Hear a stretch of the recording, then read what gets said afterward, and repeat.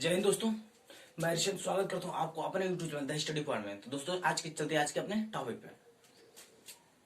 तो दोस्तों आज का अपना टॉपिक है परिमेय संख्याओं का योग, यानी परिमेय संख्याओं को जोड़, यानी कि कोई दो परिमेय संख्या रहेगा उसको कैसे जोड़ जाएंगे। तो यहाँ पे ये दिक्कत आ रही है कि परिमेय संख्या भाई कभी तो एक समान नहीं आएगा ना। अभी कभी जैसे कि पहले इसमें दो टाइप के होते हैं। पहला होता है जब उनके हर समान हो और दूसरा होता है जब उनके हर समान हो। तो हम सबसे पहले चलते हैं जब उनके हर समान होगा। जैसे कि अगर फॉर एग्जांपल अगर लेना चाहें तो हम क्या लेंगे भाई कि जब उनके हर समान होगा, तो यानी कोई भी हम दूसरे परिमेय संख्या लेते हैं। अगर हम मान कर चलते हैं 2/3 है और दूसरा बाई जो मान कर चलते हैं 3/4 ही है, ठीक है। अब इनको हमको जोड़ना है, सॉरी ना, 1/3 है, यानी कि हमने पहले ले लिया था उसका हर समान नहीं था। तो इसमें हम ले रहे 2/3 और 1/3, यानी इसका देखो हर समान है, यानी जो हर है इसको क्या कहते हैं जी, हर कहते हैं। डिनोमिनेटर देखो क्या कहते हैं जी, अंश।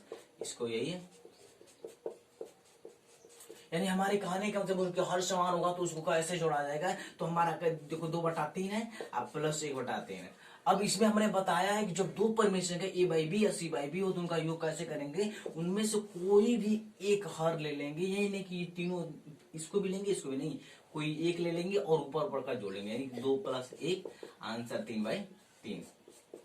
आया समझ में कि नहीं किसी को। जैसे कहने मतलब कोई दो परिमेय संख्या रहेगा जब उनके हर समान रहेगा तो ऊपर वाले अंश को बस जोड़ देंगे, नीचे कोई हर एक ले लेंगे तो वो हमारा हो जाएगा। जैसे कि हमारा दो ये हो गया, जैसे एक तो ये हो गया, जैसे कि दोनों पॉजिटिव था, अब दोनों निगेटिव अगर लेकर चलते हैं तो -2/3 लेते हैं। और कोई और ले ले, जैसे कि +5/3 लेते हैं, +5/3 लेते हैं, ठीक है। अगर इन दोनों को जोड़ते हैं तो ये 3 होता है, -3 -2 + 5 जोड़ेंगे तो 3/3 आंसर है 1। यानी कहने का मतलब कि इन तीनों को इन दोनों में से कोई एक ले लेते हैं, कोई हर एक लेंगे और ऊपर का जोड़ देंगे, यानी कि -2 + 5।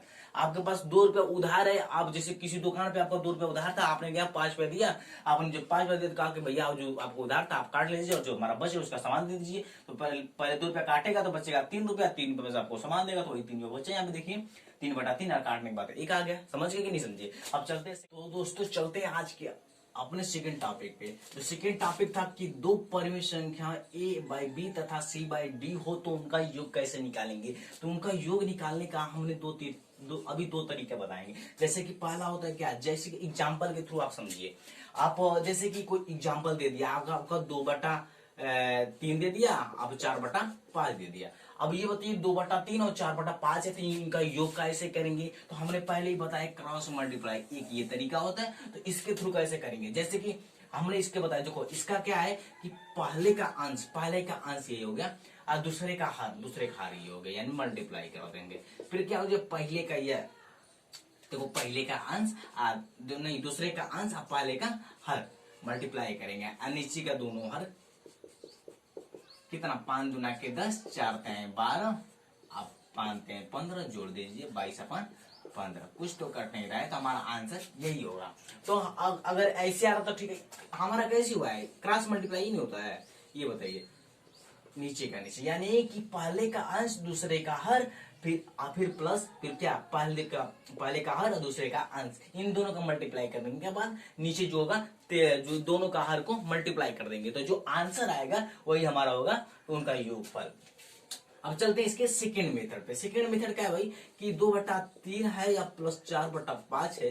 तो अगर हमारा ऐसे आपको नहीं आ रहा है, ऐसे करने में आपको डिफिकल्ट लग रहा है, तो आप एक चीज जानिए, इनका दोनों का लॉसर ले लीजिए। लॉसर किसका लेंगे, दोनों के हर का, यानी डिनोमिनेटर का आप क्या लेंगे, एलसीएम लेंगे। तो एलसीएम लीजिए 3 और 5 का। 3 और 5 का आप लोग जैसे पिछली कक्षा में ना आप लोग पढ़े होंगे कि कैसे लिया जाता है। तो 3 और 5 है, 3 और 5 को पहले कभी भी करेंगे तो प्राइम नंबर के थ्रू ही इसका फैक्टर करेंगे, यानी कभी भी करेंगे अभाज्य गुणनखंड के थ्रू इसको काटेंगे। तो कभी भी आएंगे तो 1 से नहीं कटेगा, 1 से कटेगा लेकिन क्या वही संख्या आ जाएगी, इसलिए कभी 1 से नहीं काटा जाता है। अब 2 से देखो, 2 से तो कोई भी नहीं कट रहा है, तो हमारा क्या 3 से काटेगा, 3 से काटेगा 1, इधर 5 आ गया। अब तो कुछ नहीं दिख रहा है तो 5 से ही कट जाएगा। तो आंसर क्या आ जाए जी, तो अगर जो आएगा तो प्रोडक्ट कर लेंगे, यानी गुणा कर लेंगे। जो आएगा तो 3 × 5 और गुणा कर दिए 15, यानी इस 3 और 5 का लॉस कितना है, एलसीएम कितना हुआ 15 हो गया।